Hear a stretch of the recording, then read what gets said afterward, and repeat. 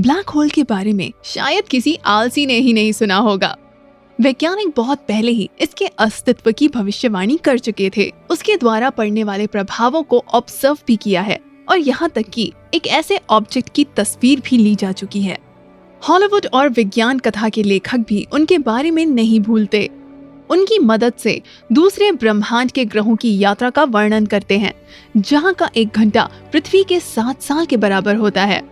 In short, black hole तो famous ही है। नमस्कार दोस्तों, क्या आप जानते हैं ब्लैक होल का एक दुष्ट जुड़वा भाई भी है, व्हाइट होल। एक ऐसा ऑब्जेक्ट जिसके अंदर कुछ भी नहीं समा सकता। यहाँ तक कि मैककनॉगी की भी इसके अंदर झांकने की हिम्मत नहीं होगी, बल्कि पदार्थ और प्रकाश सफेद छेद के अंदर से बाहर निकलते हैं। यानी कि यदि आप किसी ब्लैक होल के जीवन काल के रिकॉर्ड का वीडियो बनाएं और फिर वीडियो को रिवाइंड करके उल्टा चलाएं, तो आपको वो एक व्हाइट होल लगेगा। ऐसा कैसे हो सकता है? उलझन में पड़ गया ना?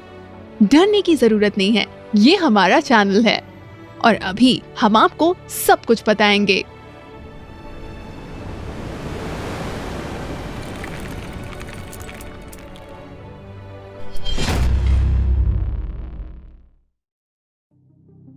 व्हाइट होल कैसा दिखेगा?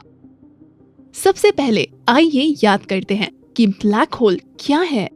अक्सर ऐसे ऑब्जेक्ट का जन्म एक तारे की मृत्यु के बाद होता है। मरते समय तारा एक सुपरनोवा में फट जाता है और फिर सिकुड़ जाता है, जैसे कि अपने ही अंदर गिर रहा हो। परिणाम स्वरूप बहुत ताकतवर गुरुत्वाकर्षण वाला ऑब्जेक्ट बनता है, इतनी ताकतवर कि प्रकाश भी इससे बच नहीं सकता। वो सीमा जिसके आगे ब्लैक होल से कुछ भी नहीं बच के निकल पाता, उसे इवेंट हॉरिज़ॉन कहते हैं। हम इस सीमा के दूसरी तरफ देख नहीं पाते हैं, लेकिन वैज्ञानिकों का कहना है कि इसके अंदर ब्लैक होल की गहराई में सिंगुलैरिटी होनी चाहिए, एक अत्यंत संकुचित और असीम रूप से घना बिंदु। शायद आपने भी मेरी तरह हैरानी से ब्लैक होल की पहली तस्वीर को देखा होगा और सोचते होंगे, ये एकदम काला तो नहीं दिखता और छेद जैसा तो बिल्कुल नहीं दिखता। एस्ट्रोनॉमर्स को तो हर चीज को एक सुंदर सा नाम देने का शौक है, जो अक्सर भटका देने वाले होते हैं। इसलिए जब व्हाइट होल के बारे में सोचेंगे तो किसी सफेद रंग के छेद की कल्पना मत करना। इस नाम में व्हाइट का मतलब ब्लैक होल के विपरीत है। बहरहाल इन जुड़वा भाइयों के बीच फर्क पहचानना बहुत मुश्किल है। अगर कभी आपको अंतरिक्ष यान में व्हाइट होल के पास जाने का मौका मिले तो दूर से आपको वो ब्लैक होल ही लगेगा। वो भी उसी की तरह बड़ा और घूमता हुआ गोला होगा, जो बाहर एक गैस और धुएं की डिस्क से घिरा होगा।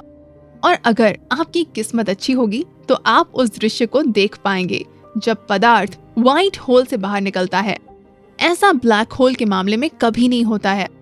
हाँ, वे किसी भी ऐसे तारे को जो बहुत पास आ जाता है निकलने में परहेज नहीं करते और पदार्थ उसमें से कभी बाहर निकल नहीं पाता, बिल्कुल व्हाइट होल के उल्टा। एक व्हाइट होल के अंदर कुछ नहीं समा सकता, तो उसके केंद्र में पदार्थ आता कहाँ से है? शायद इसका जवाब हमें उसके बनने की प्रक्रिया में से मिले। व्हाइट होल का जन्म और मृत्यु। एस्ट्रोनॉमर्स के पास इस बात के कई वर्जन हैं कि व्हाइट होल कैसे पैदा होते हैं। उनमें से एक के अनुसार व्हाइट होल ब्लैक होल के विकास का अंतिम चरण है। स्टीफन हॉकिंग ने बताया था कि ब्लैक होल धीरे धीरे लुप्त हो जाते हैं, लेकिन हम ये नहीं जानते कि मरने के बाद उनके साथ क्या होता है।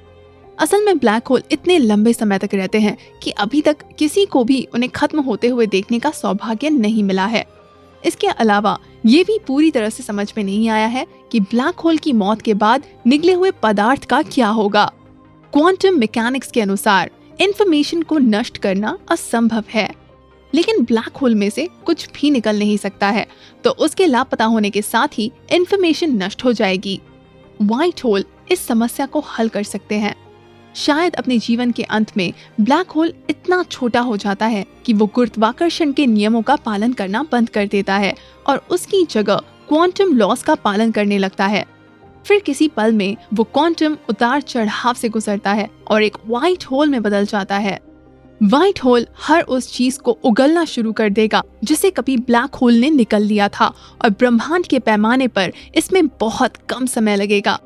लेकिन इसमें एक समस्या है, इस सिनेरियो में व्हाइट होल पदार्थ को तब तक उगलता रहेगा जब तक कि वो एक तारे में नहीं बदल जाता, और ये थर्मोडायनामिक्स के कानून का उल्लंघन है और वैज्ञानिक अभी तक नहीं जानते कि इस सवाल का जवाब क्या होगा। इस तरह की ऑब्जेक्ट्स के जन्म का एक और भी अजीब विवरण है।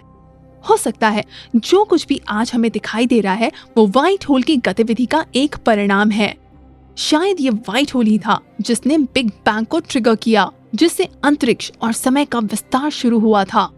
एक अन्य सिद्धांत बताता है कि व्हाइट होल ब्रह्मांड के शुरुआत में बन गए थे, लेकिन फिर हमें ये मानना पड़ेगा कि हमारा ब्रह्मांड किसी पहले से ही मौजूद सिंगुलैरिटी में से पैदा हुआ था।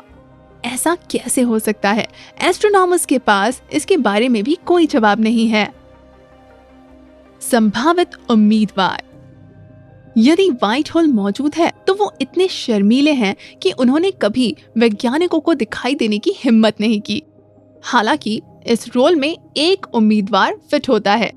किसी व्हाइट होल को खोजने के लिए हमें गामा किरण के फटने पर ध्यान देना चाहिए, सबसे शक्तिशाली रेडिएशन की किरण, जिसमें से कुछ ही सेकंड्स में उतनी ऊर्जा निकलती है जितनी हमारा सूरज अपने पूरे जीवन में देगा। सन 2006 में एस्ट्रोनॉमर्स ने ऐसे ही एक विस्फोट को देखा था। वो 102 सेकंड तक चला था, यानी कि वो लंबे गामा किरण के विस्फोट में गिना जा सकता है। ऐसा सुपरनोवा के विस्फोट का परिणाम होता है। हालांकि ऐसे किसी विस्फोट का कोई निशान अभी तक नहीं मिला है। इन असामान्य गुणों के कारण 2 इजराइल वैज्ञानिकों ने अनुमान लगाया कि वो गामा किरणों का विस्फोट एक व्हाइट होल का परिणाम था। उन्होंने इस घटना को द स्मॉल बैंग, ऐसा उसे द बिग बैंग के मुकाबले कहा गया था। हालांकि ज्यादातर वैज्ञानिक इस बात से सहमत नहीं हैं। नासा के विशेषज्ञों का मानना है कि ये गामा किरण का विस्फोट किसी ब्लैक होल के बनने की प्रक्रिया का संकेत है। मोटे तौर पर व्हाइट होल के अस्तित्व का हमारे पास कोई ठोस सबूत नहीं है। तो फिर हम ऐसा मानते ही क्यों हैं कि ब्रह्मांड में कहीं व्हाइट होल्स हैं? सारा मामला थ्योरी ऑफ रिलेटिविटी का है। आइंस्टाइन की परिकल्पना ने गुरुत्वाकर्षण और उसके गुणों पर एक नई रोशनी डाली थी। ब्लैक होल का अस्तित्व जनरल थ्योरी ऑफ रिलेटिविटी के परिणामों में से एक था, लेकिन इस थ्योरी की इक्वेशन समय की दिशा चुनने की अनुमति नहीं देते हैं। इसलिए अगर ब्लैक होल है तो व्हाइट होल भी हो सकते हैं, उनके विपरीत। गणित की मदद से हम उसकी खासियतों को जान सकते हैं, लेकिन इसका मतलब ये बिल्कुल नहीं है कि वे वास्तव में मौजूद हैं। दूसरी ओर ब्लैक होल को भी बहुत समय तक केवल थ्योरी ही माना जाता रहा है, इसलिए कोई नहीं जानता कि हमें और क्या कुछ खोजना है। Worm hole. चलो एक सेकंड के लिए मान लेते हैं कि व्हाइट होल्स मौजूद हैं। फिर शायद ब्रह्मांड में और भी रहस्यमयी घटनाएं होती होंगी। वर्म होल ये कुछ ऐसी सुरंग है जिसका प्रवेश द्वार तो ब्लैक होल और निकास द्वार व्हाइट होल है। वे अंतरिक्ष समय में 2 अलग अलग बिंदुओं को जोड़ सकते हैं और शायद अलग अलग ब्रह्मांडों को भी।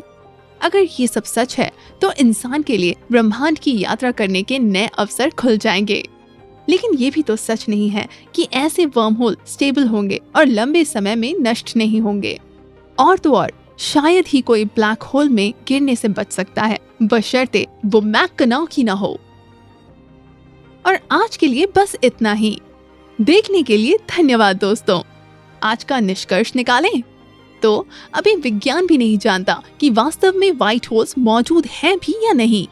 ज्यादातर वैज्ञानिक उन्हें मैथमेटिकल मॉडल से ज्यादा कुछ नहीं मानते। हालांकि हमारा ब्रह्मांड बहुत ही रहस्यमयी वस्तुओं से भरा और विशाल है। कोई नहीं जानता, हो सकता है कभी व्हाइट होल्स मिल भी जाएं।